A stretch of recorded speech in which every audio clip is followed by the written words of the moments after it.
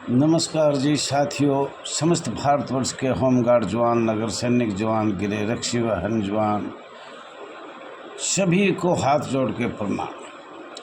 साथियों, मैं जान रहा हूँ और मैं सुन भी रहा हूँ और हमारे चैनल पे भी आ रहा है, कोई ना कोई कुछ ना कुछ लिख के भेज देता है। बड़ी अच्छी बात है और भेजना भी चाहिए। साथियों, मुझे पता है कि हमारे कम से कम 10 लाख परिवार, हमारे पास तो बुक है उसमें 5 लाख है, 5,75,000 ऐसे 6 लाख करीब होंगे। पर चलो हम सबकी मान लेते हैं कि भाई नई भर्ती हुआ, नया वो हुआ, तो 10 लाख परिवार है। वो सब चाह रहे हैं भारत में, पूरे भारत में होमगार्ड नगर सैनिक एक नियम बने, सबको सब सुविधा मिले, EPF फंड मिले, ड्यूटी मिले, सब सुविधा मिले और कोई भी होमगार्ड नगर सैनिक जवान निकाला ना जाए। जब तक नोटिफिकेशन 60 साल का पूरी ना करे, जब तक ना निकाला जाए। अगर कोई गलती है तो उनको सज़ा दिया जाए, जुर्माना किया जाए, पर नौकरी से बच्चों का पेट नहीं काटना चाहिए। और ये जो जिला कमांडेंट पुलिस है, ये अंग्रेज़ों के है जी। अब पेट काटो, बच्चे कैसे पढ़ेंगे, कैसे आगे जाएंगे, कैसे क्या करेंगे, इनकी घरवाली छोड़ के चली जाएगी। और ना ये सभी महकमे में आप देखो तो कोर्ट का आदेश भी होता है और वैसे भी आदेश होता है कि भाई इनको सज़ा दिया जाए, घंटे 2 घंटे बारिक में, इधर का उधर का नहीं। इनको तो मोटे पैसे दोगे तो ठीक है, हाँ भाई नौकरी कर ले, नहीं तो अपने घर जा। तो सब इस कानून को बदलने के लिए हमें पता है बहुत से लोग 1 साल में ही घर बैठा देते हैं, नोटिफिकेशन कुछ है, कोई ध्यान नहीं दे रहा है। हम सरकार को बार बार चैनल के माध्यम से, आपकी दया और दुआ से पूरे भारत में जा रही है अब ये आवाज़, all India home guard welfare association register number 34,987 की, और सब सुन रहे हैं, देख रहे हैं। पर साथियों, ये इतनी आसान बात नहीं है। अंग्रेज चले गए, ये परंपरा से मांग है, और आज भारत में भी शायद 78-70 साल आज़ाद हुए होगी, 80 के करीब ही हो जाती है। लेकिन बहुत पेचीदा है ये जो आपका मामला है। उसमें इतना ही था, छोटा सा अगर संशोधन ये कर देते 1946 में तो बल्ले बल्ले था। इनको दबाया गया है ब्रिटिश सरकार, लॉर्ड माउंटबेटन, ये सब दोगले आदमी थे। ये बाहर से चाहते थे कोई ऐसी संस्था हो जिससे हम कमा खा सकें। और 1885 की कांग्रेस का तो ये महात्मा गांधी को कहा था कि अब भारत आज़ाद होगा, अब ये पार्टी छोड़ दो, लेकिन लोगों ने चलाई। तो साथियों, समय ज़्यादा ना लेते हुए आज मैं आपको बता रहा हूँ और सबके सुन भी रहा हूँ। कृपया थोड़ा ध्यान से सुन लेना। मैं आपसे यही रिक्वेस्ट करता हूँ, अगर आप बार बार कह रहे हो दैया जी पढ़ाई ख़त्म होगी, वो होगी, अब भी बहुत ज़्यादा रहा है, आप सुनना। साथियों, ये आपका अपना चैनल RS दैया एक्स होमगार्ड में स्वागत है। ज़्यादा से ज़्यादा लाइक करना, शेयर करना, कमेंट करना, सब्सक्राइब करना, पूरे भारत में भेजना। औद्योगिक रोजगार स्थायी आदेश अधिनियम 1946 का उद्देश्य और श्रमिक का क्या है, ये आपका स्टार्ट है। वैसे आपको पता है कि अमेरिका का भी हम बहुत गुलाम थे, अभी कुछ अलपलट हुआ है। तो अमेरिका का चार्टर 1945 भी हमारे लिए हानिकारक है और अंतर्राष्ट्रीय कानून भी हमारे लिए हानिकारक है, जो आज तक उन पर संशोधन नहीं हुआ है। और वो सिर्फ आज़ाद हुआ जब हमारे पास, सरकार के पास ऐसी नहीं थी, तो इसलिए लगाया गया था। लेकिन सरकार को तो सदा सदा के लिए लगा दिया। अब खूब अच्छा है, ठीक है भारतवर्ष में, लेकिन अब भी इस संस्था की नगर सैनिक होमगार्ड की सुनवाई नहीं हो रही।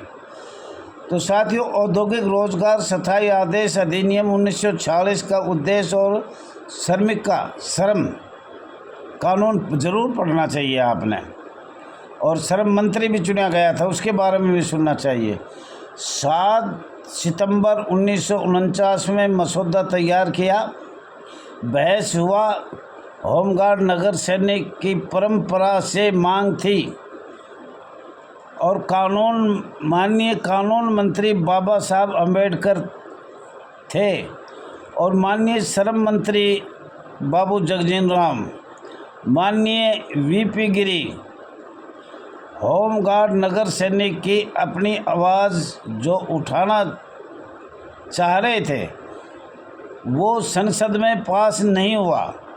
संसद में होमगार्ड नहीं, नगर सैनिक 1860 का 45वां धारा 21 लोक सेवक लागू कर दिया गया। आप समझ गए होंगे, मुझे पता है, नहीं समझे तो दोबारा बताएंगे। लागू हो गया और अस्थायी संसद में पास होगा, इसलिए हम आज तक उस पर संशोधन नहीं होगा तो हम जैसे थे वैसे रहेंगे। वैसे वो अस्थायी सरकार थी लेकिन परमानेंट सरकार होगी वो। तो साथियों वो 1949 में पास हुआ। 1950 में आपको संघीय नागरिक सुरक्षा का दर्जा दे दिया। महामहिम राष्ट्र थी, वो भी अस्थायी कार्यवाहक था डॉक्टर राजेंद्र प्रसाद। तो उनके घर की सरकार थी, इधर उधर होते रहे, चलते रहे, कोई मना नहीं किया। योजना आयोग और गैर संवैधानिक संस्था मान्य किया गया एवं गठन 15 मार्च 1950 में माननीय पंडित जवाहरलाल नेहरू प्रधानमंत्री, अंतरिम प्रधानमंत्री को योजना आयोग बनाया 15 मार्च 1950 में। संविधान के प्रथम संशोधन 18 जून 1951 में किया गया। चुनाव शुरू हुए थे 25 अक्टूबर 1951 में। ये सब बात बहुत ऐसी बता रहे हैं हम, जिसको हमें दुख की गाथा है हमारे इस संस्था में, जो हमें अड़चन दे रहा है। रेलवे आचरण नियम 1966, रेलवे आचरण नियम 1966, प्रथम राष्ट्रीय श्रम आयोग दिसंबर 1966 में। अभी 65 का बताएंगे, लेकिन 66 का सुनना पहले, जो अड़चन ज़्यादा है।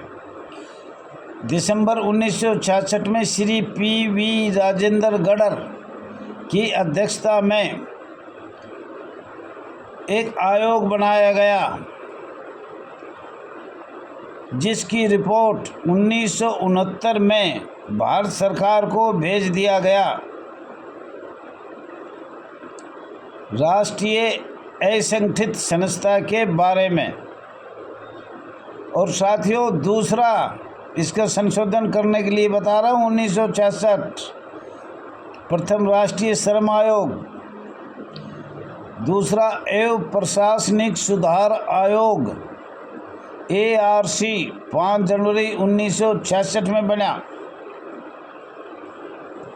लेकिन किसी का कोई संतुष्ट जवाब आज तक प्राप्त नहीं हुआ है। सिर्फ आयोग बैठा, आयोग सुधार बैठा, प्रशासनिक सुधार आयोग बैठा, लेकिन आयोग में आयोग चलाया गया, लेकिन कोई सुधार नहीं हुआ।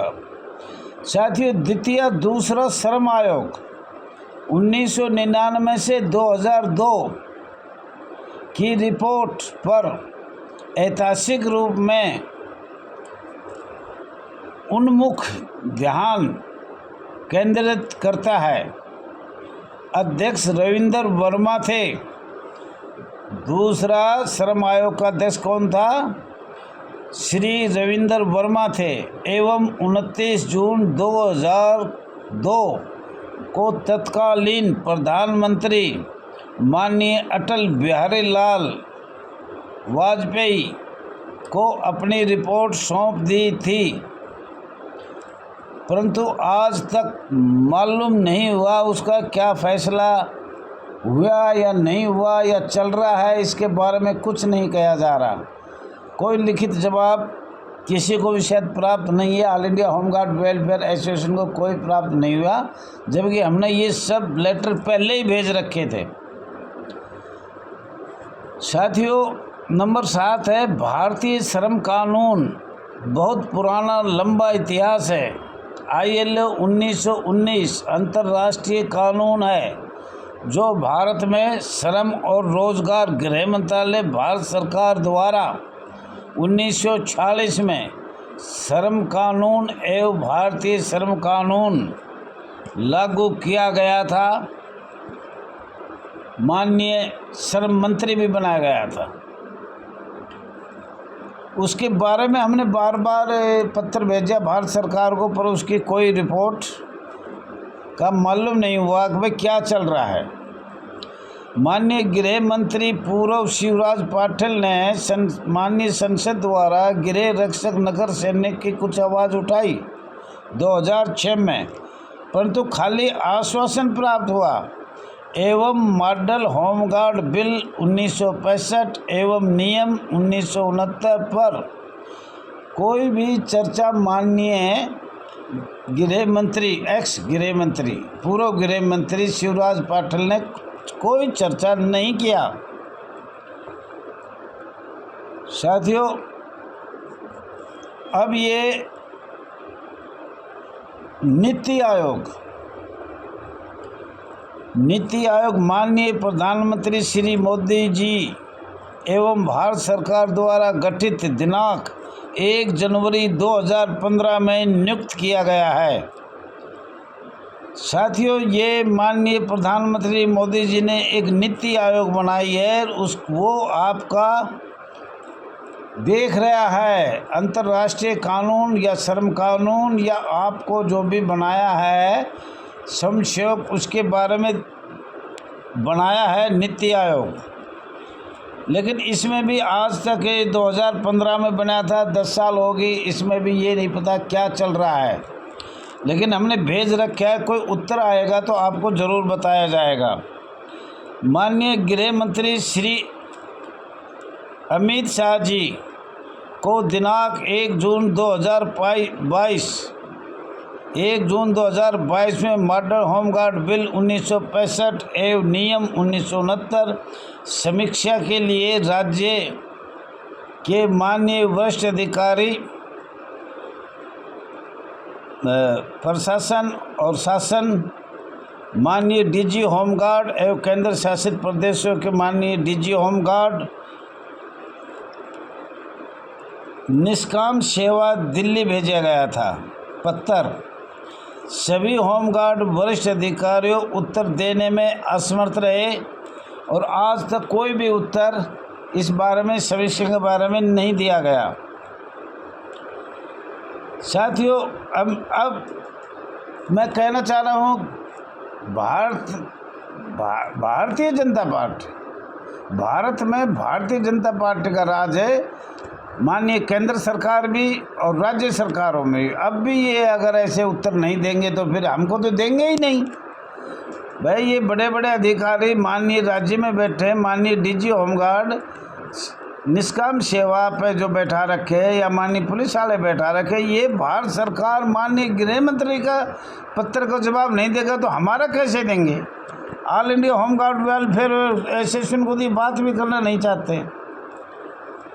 माननीय सर्वोच्च न्यायालय का जजमेंट 11 मार्च 2015 को समान कार्य समान वेतन पर आया था, परंतु माननीय गृह मंत्री ने कहा था 4 महीने का समय रखा जाए।